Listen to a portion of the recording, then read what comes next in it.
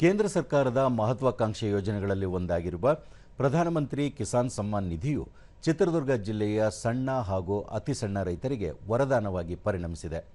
ಕೇಂದ್ರ ಸರ್ಕಾರದಿಂದ ವರ್ಷಕ್ಕೆ 6,000 ರೂಪಾಯಿ ರೈತರ ಖಾತೆಗಳಿಗೆ ನೇರವಾಗಿ ಜಮೆಯಾಗುತ್ತಿದ್ದು, ಈ ಹಣದಿಂದ ಭೂಮಿ ಹದ ಮಾಡುವುದು, ಬೀಜ, ಗೊಬ್ಬರ, ಕಳೆ ಕೀಳುವುದು, ಕಟಾವು ಮಾಡುವುದು ಸೇರಿ ಮತ್ತಿತರ ಚಟುವಟಿಕೆಗಳಿಗೆ ನೆರವಾಗುತ್ತಿದೆ.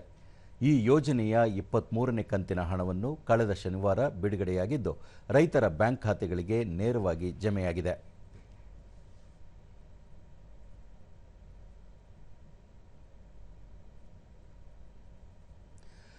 ಕೇಂದ್ರ ಸರ್ಕಾರದ ಯೋಜನೆ ಕುರಿತಂತೆ ದೂರದರ್ಶನದೊಂದಿಗೆ ಬೇಡರ ಶಿವನಕೆರೆ ಗ್ರಾಮದ ಪ್ರಗತಿಪರ ರೈತ ಪ್ರವೀಣ್ ಕುಮಾರ್, ಪ್ರಧಾನಮಂತ್ರಿ ಕಿಸಾನ್ ಯೋಜನೆಯ ಹಣ 2,000 ರೂಪಾಯಿಗಳು ಖಾತೆಗೆ ಜಮೆಯಾಗಿದೆ. 4 ತಿಂಗಳಿಗೊಮ್ಮೆ ತಲಾ 2,000 ರೂಪಾಯಿ ಬರುತ್ತಿದ್ದು, ಗೊಬ್ಬರ, ಬೀಜ ಖರೀದಿ ಸೇರಿದಂತೆ ವಿವಿಧ ಕೃಷಿ ಚಟುವಟಿಕೆಗಳಿಗೆ ನೆರವಾಗುತ್ತಿದೆ ಎಂದರು.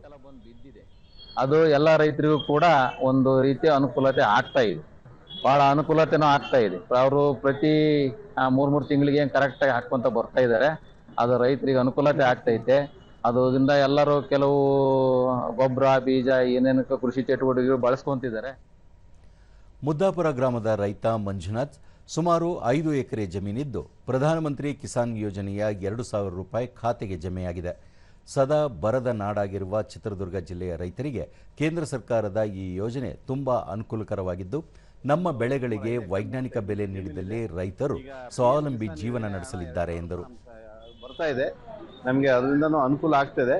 ನಾವು ಇನ್ನೂ ಹೆಚ್ಚಿನದಾಗಿ ನಮ್ಗೆ ಇಷ್ಟಕ್ಕೆ ನಾವು ತೃಪ್ತರಾಗಿಲ್ಲ. ನಮ್ಗೇನು ನಾವು ಬೆಳೆದಂಥ ಬೆಳೆಗೆ ಒಳ್ಳೆ ರೇಟು, ಕರೆಂಟು, ನೀರಾವರಿ ಕೊಟ್ಟರೆ, ಆದರೂ ಈ ನಡುವೆ ಈ ಬರಗಾಲದಲ್ಲಿ ನಮಗೆ 2,000 ರೂಪಾಯಿ ಬರೋದು ನಮಗೆ ಅನುಕೂಲ ಆಗ್ತದೆ ಅಂತ ಈ ಮೂಲಕ ನಾನು ಹೇಳ್ತೀನಿ.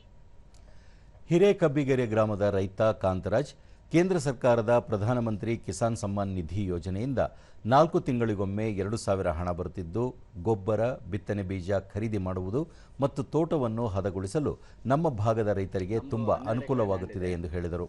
PM ಕಿಸಾನ್ದು ತುಂಬಾ ಅನುಕೂಲ ಆಗಿದೆ. ಗೊಬ್ಬರ, ಬೀಜ ಎಲ್ಲ ರೀತಿಯಲ್ಲೂ ನಮಗೆ PM ಕಿಸಾನ್ ಹಣ ಬರೋದ್ರಿಂದ ತುಂಬಾ ನಮಗೆ ಆರ್ಥಿಕವಾಗಿ ರೈತರಿಗೆ ತುಂಬಾ ಅನುಕೂಲ ಆಗ್ತಾ ಇದೆ.